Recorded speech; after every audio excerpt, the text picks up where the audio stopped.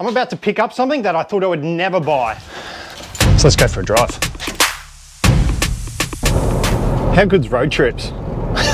Yeah, it's only 20 minutes away, but I haven't left the suburbs that I live in for, what, 2 months or something now? Ever since working at the house full time, I literally haven't had to fill up. It's been amazing. But how chaotic is my life right now? This car is a pigsty. I need to get this shit in order, eh?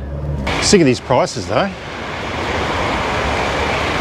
Petrol's under $2. Diesel sucks. That's a nice 200. I always wonder what sort of car I might upgrade to. I've had the Pajero for a few years now. I absolutely love the car. I get a heap of hate because of it. All the guys saying, why did you get a soccer mum car? Why didn't you get a ute? It was pretty simple for me. It was a really good price at the time. And I didn't really need to spend extra money on the canopy for a ute. I'm not gonna be driving around without a canopy, that's for sure. With all the tools in the back or whatever else I've got in there and going away, it's just easier with the wagon. I think this was $51,000 brand new. Whereas if I got a ute, I was looking at the D-Maxes, I think they were starting at about 55 without a canopy. And if I'm getting a canopy, I'm going all out. So I'm probably gonna be spending 20 to 30 grand, yeah? And for someone that's not working out of the ute full time, it's really not worth it. So that's how I justified it. But I do wonder if I'd go to some sort of larger car, utes, maybe even a van. I'd love one of those, is it an Iveco? Fully deck it out, fully wrap it, that'd be sick. But that's not happening anytime soon, so we'll see what happens.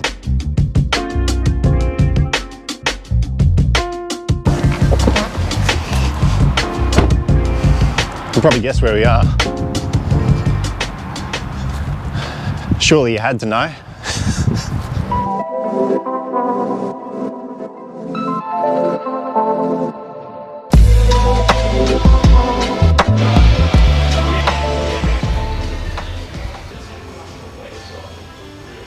Have you seen this gear? This is the Expert in the Bosch. Looks like good gear. Fairly new stuff. I think Bosch is one of those underrated brands which I haven't given enough of a go. Most people don't know, but they actually came out with the SDS bit years ago, innovated. Talking about utes though, always wanted to deck one out. That's the problem though. Just gonna end up spending a heap more money. A couple of these on the back. Or do you go full canopy? Full canopy with inverter, all the additions. Got some bloody welding gear though. Can't wait to get into that. Not just yet though. Once I get the shed, we'll get a good welding setup. I just have no idea what I'm looking at. I've never done any welding. So we'll have to start from fresh, start from scratch and figure it out. Koki's definitely another one of those brands. I think just the range is what kills it for me.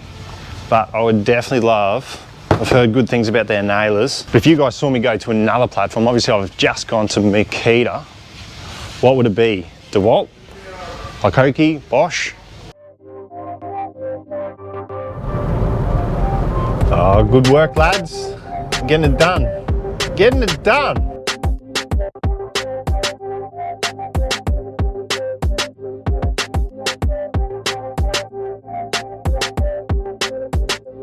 Oh, where am I going to put it?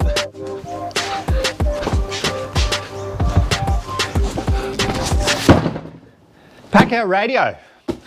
Finally, I've got my first radio. 15 years in commercial, in the industry as a Sparky, and I've never had a proper radio. I've had some of those little speakers in the past, but never had a proper worksite radio. And to tell you the truth, I've really always thought they were just unjustified, especially for the pricing. Some of them aren't too badly priced. You're looking $200 to $300 for some, but this one was $429. Used to be $499. And if a tool's not making you money, that's a really hard thing to justify for myself. But you're not here to hear me ramble, so let's open this and see what we've got.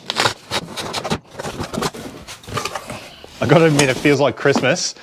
This is definitely something that's been on the list for just that long, eh? And you are probably wondering, well, what sort of changed your mind? Why'd you jump out? Why'd you spend that extra money? I could have got a cheaper one, that's for sure. Oh man. So one reason was obviously I don't do things small. You might have noticed that over the years. I like to go above and beyond with certain things. And on this site, let's just say it's pretty lonely. There's no one else here, all alone. So Usually I'm on a site where it's a bit of banter back and forth, a good chat, and yeah, there's none of that. So I figured it's time to get the radio. If I was gonna get a radio, we all knew what one I was gonna get. So here we are, the packout radio. Need a battery, yeah? So I presume battery goes in here. Yes, that's correct. What have we got here? Aux cord. Man, who's actually using aux cords these days? What's the batteries for? Looks like we've got to get the batteries in there. That's a pain. What's everyone else's thoughts with spending that much money on a radio though? I still struggle with the price. Because as I was saying, it's not making you money.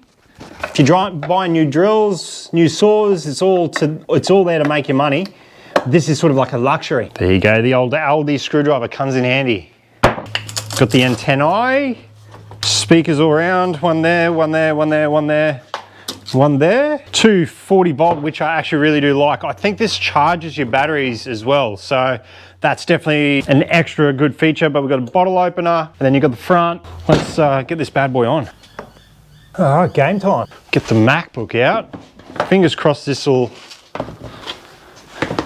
sync up with it. There we go. So I'll even go to your MacBook, which is good. Connect, we're on.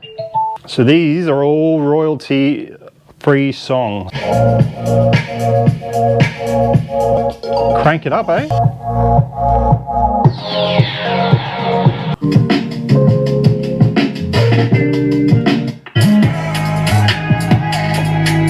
And that's pretty good.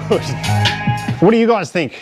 Worth the money? I think it could be a really, really good gift for someone. Like it is really, really nice. If I got that for a gift for Christmas or birthday, be absolutely fantastic. Now I'm super keen to get into that planer, but that's gonna have to be tomorrow. I gotta go pick up a whole pile of studs and some soil, and we'll get stuck into it tomorrow.